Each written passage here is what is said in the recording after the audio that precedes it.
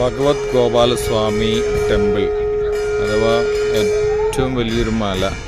ആ മലയുടെ മണ്ടയിൽ സ്ഥാപിതമായിട്ടുള്ള ഒരു ക്ഷേത്രം. ഈ ക്ഷേത്രത്തിലേക്ക് വരാനായിട്ട് ഗുണ്ടിൽപേട്ട് എന്ന ലെഫ്റ്റിലേക്ക് ഒരു കവാടവും ബോർഡും ഉണ്ട്. അവിടുന്ന് ഏകദേശം 5 കിലോമീറ്റർ നമ്മൾ ഓൺ വെഹിക്കിളിൽ യാത്ര ചെയ്ത് കഴിഞ്ഞാൽ ഒരു ബോർഡറിലെത്തും. ആ ബോർഡറിൽ നിന്നും ഈ കാണുന്ന വഴിയിലൂടെ ഇതേ ബസ് പോകുന്നത് പോലെ നമ്മളെ കൊണ്ടുവരാനായിട്ട് രാവിലെ 8:30 മുതൽ വൈകുന്നേരം 4 മണി വരെ അവർ സജ്ജമായിരിക്കും.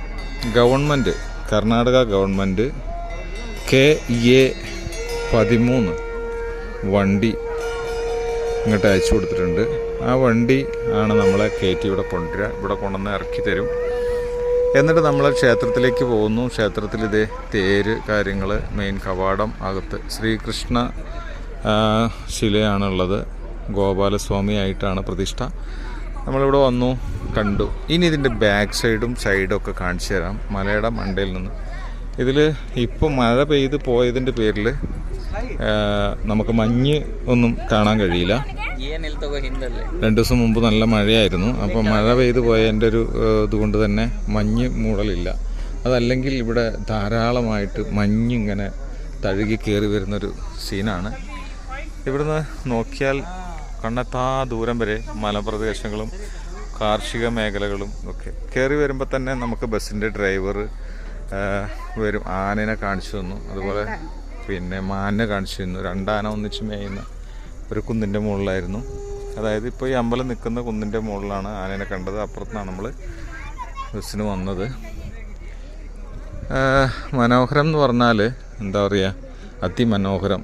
പുരാതന കാലത്ത് ഇത്രയും വലിയ പാറക്കെട്ടുകൾ കൊണ്ട് ഇങ്ങനെ ഇത്രയും വലിയൊരു മലയുടെ മണ്ടയിൽ ഇങ്ങനൊരു ക്ഷേത്രം തീരുമാനിക്കുകയും ചെയ്യുകയും ഒക്കെ ചെയ്തതിന് ആ അന്നത്തെ ഭരണാധികാരികൾക്ക് ഒരു ബിഗ് സല്യൂട്ട്. ഇന്ന് നമുക്ക് ഇങ്ങനെ ഒരു തണുത്ത ഇത്രയും കൊടും വെയിലാണ് കേട്ടോ, നല്ല ഒന്നാന്തരം വെയിലാണ് ഇവിടെ.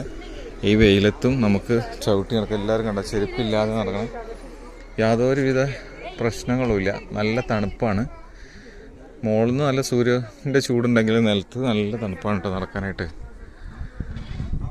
ഇവിടുന്ന് ചുറ്റും നോക്കിക്കഴിഞ്ഞാൽ ഇപ്പം ഞാനൊരു ഫുൾ റൗണ്ട് നിങ്ങളെ കാണിച്ചു തരാണ്. അപ്പോൾ സമയം കിട്ടുമ്പോൾ വെറുതെ എല്ലാവരും ഒന്ന് കറങ്ങാൻ ആഗ്രഹിക്കുന്നുണ്ടെങ്കിൽ ഹിമവത് ഗോപാൽ സ്വാമി ഹിൽസ്, ആ മലയുടെ പേരും അതാണ്, ക്ഷേത്രത്തിൻ്റെ പേരും അതാണ്, പ്രതിഷ്ഠയും അതാണ്, ഗോപാലസ്വാമി. അപ്പോൾ കണ്ടില്ലേ, ഇതൊക്കെ നല്ല മനോഹരമായ കാഴ്ചയാണ്. ഓക്കെ.